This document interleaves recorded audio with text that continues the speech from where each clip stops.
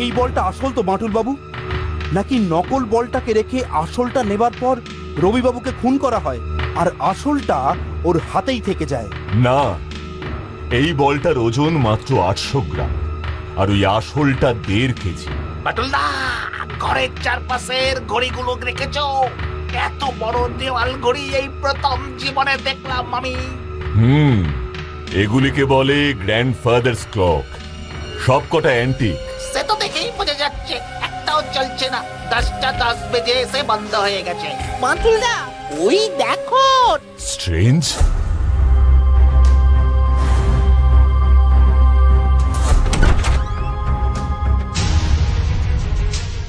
Officer, এই দেখুন। কি এটা যে একটা গুপ্ত পথ এই ঘরে ঢোকবার।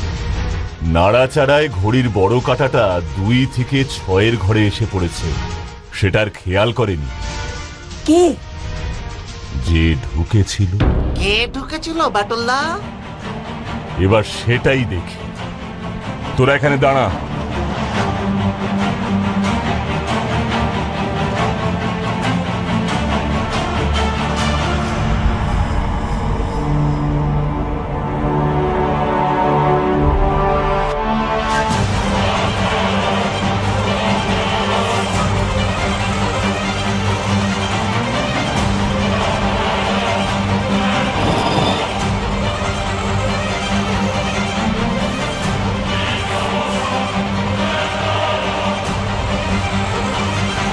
ওই বন্দুকটা কিছুই করতে পারবে না সুন্দরলাল।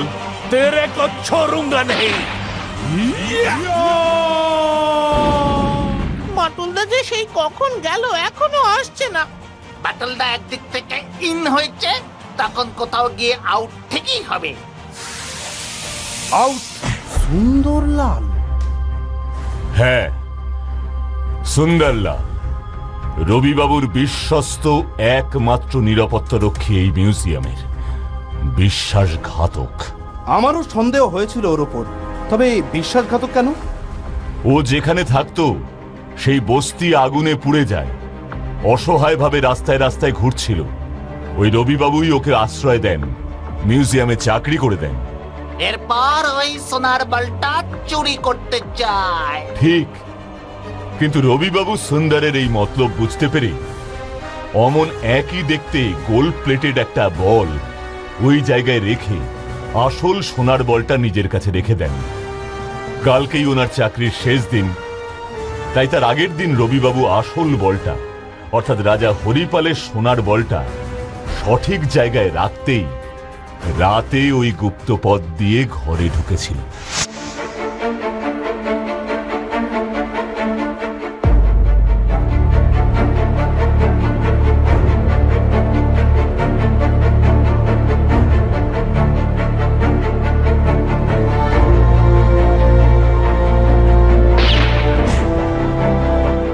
তার মানে রবিবাবুর হাতে যে বলটা ছিল ওটাই আসল?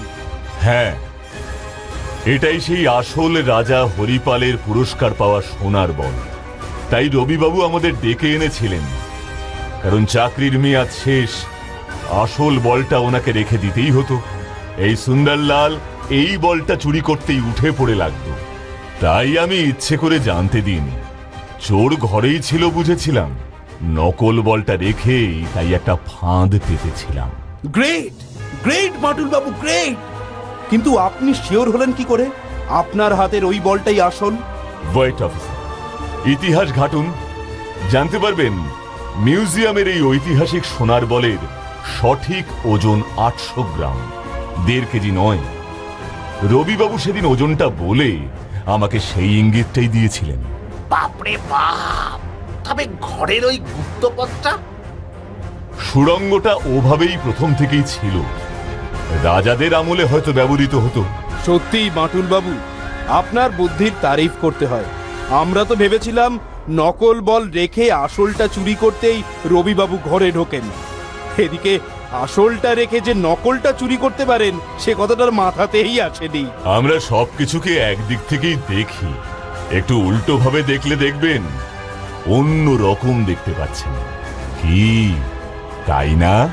হা হা হা হা হা হা হা হা হা হা হা।